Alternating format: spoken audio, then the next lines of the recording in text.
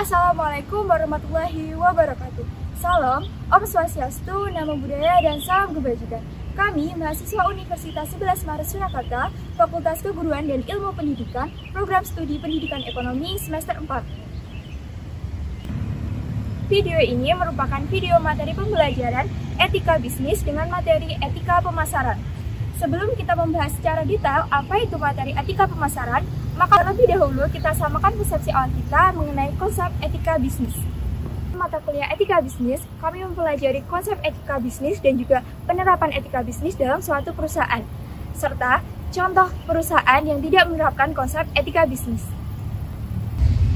Etika adalah aturan, norma, kaidah, atau tata cara yang dapat dijadikan sebagai pedoman atas asas individu dalam menjalankan perbuatan atau tingkah laku. Sedangkan bisnis adalah segala kegiatan yang dilakukan oleh seseorang atau lebih yang terorganisasi dalam mencari laba yang dilakukan dengan penyediaan produk yang dibutuhkan oleh masyarakat. Sehingga etika bisnis adalah seperangkat prinsip norma atau nilai moral yang mengatur perilaku dan tindakan dalam dunia bisnis yang dapat dijadikan pedoman bagi sebuah perusahaan dalam mengambil keputusan. Dengan terjaganya hubungan yang baik antara stakeholder dan juga perusahaan, maka potensi usaha dalam mengembangkan perusahaan dapat terjamin dengan baik. Yang selanjutnya, etika bisnis merujuk pada konsep dalam penerapkan dan menjalankan bisnis dalam perusahaan, baik perusahaan jasa, dagang maupun manufaktur. Ketiga jenis bisnis tersebut dalam menjalankan operasionalnya tentu didukung oleh divisi atau bagian yang dibutuhkan oleh perusahaan seperti divisi SDM, produksi, keuangan, dan juga pemasaran. Di dalam perusahaan, untuk menjalankan operasional perusahaan tentu bertujuan untuk mencapai tujuan dari perusahaan itu sendiri, seperti meningkatkan penjualan, mengembangkan dan memperluas mangsa pasar, dan menjalin hubungan yang baik dengan pelanggan. Hal itu termasuk bagian dari bentuk pemasaran. Nah, tentu pemasaran yang baik pasti perlu adanya etika yang baik juga. Maka kami dari kelompok kami akan membahas secara detail mengenai etika pemasaran pada video berikut ini. Poin yang pertama adalah konsep etika pemasaran. Definisi dari pemasaran sendiri adalah kegiatan menciptakan, mempromosikan, dan menyampaikan barang atau jasa kepada para konsumen. Nah, untuk etika pemasaran yaitu adalah sebuah standar moral yang digunakan untuk memandu tindakan atau keputusan dari pemasaran sendiri. Jadi dapat dikatakan bahwa etika pemasaran adalah sebuah studi mengenai aspek-aspek moral dari pemasaran. Nah, dalam etika pemasaran sendiri selanjutnya terdapat bahwa prinsip-prinsip yang harus dijalankan. Apa saja prinsipnya? Yang pertama adalah prinsip kejujuran, yang kedua adalah prinsip integritas, yang ketiga adalah prinsip tanggung jawab sosial, dan yang keempat adalah prinsip transparansi. Dalam etika pemasaran terdapat dua media. Yang pertama adalah etika pemasaran via media cetak seperti koran, billboard, majalah, dan yang lain-lainnya.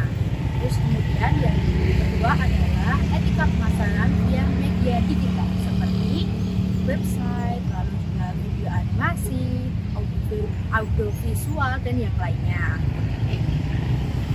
Yang kedua adalah bab 2B nomor 1 ayat A yang berbunyi bahwa iklan dilarang menyesatkan.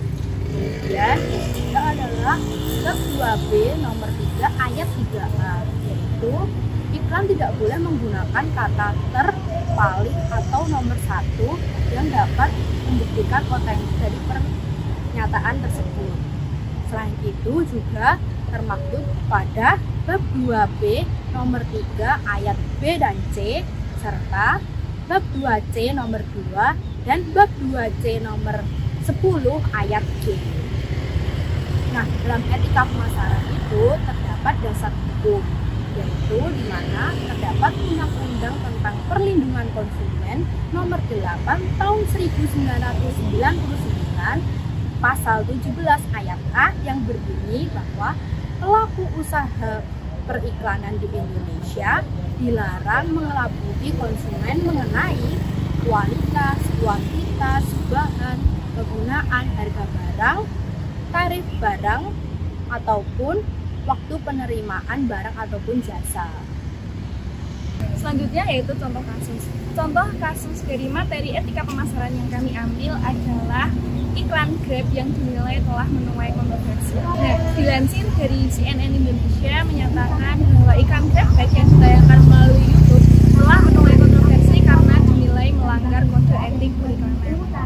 Video yang telah diluncurkan pada September 2022 lalu telah menuai banyak kecaman dari publik karena iklan ini telah menampilkan seorang perempuan yang penuh luka dan darah seperti habis mengalami kecelakaan.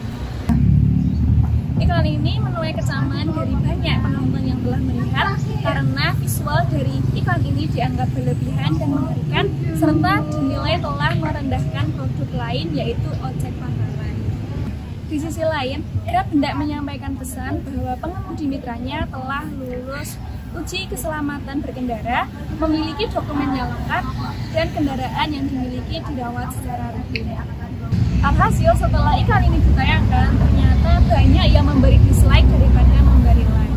Selanjutnya, untuk analisis dari kasus ini, yaitu Ketua Tim Pengurus Etika Pariwisata Indonesia menyatakan bahwa iklan Grab telah melanggar kode etik periklanan, di mana terdapat dua kode etik yang dilanggar, yaitu yang pertama, iklan Grab dinilai telah memberikan efek mengerikan dan juga menakutkan karena telah menampilkan seorang gadis yang berlumuran luka dan darah.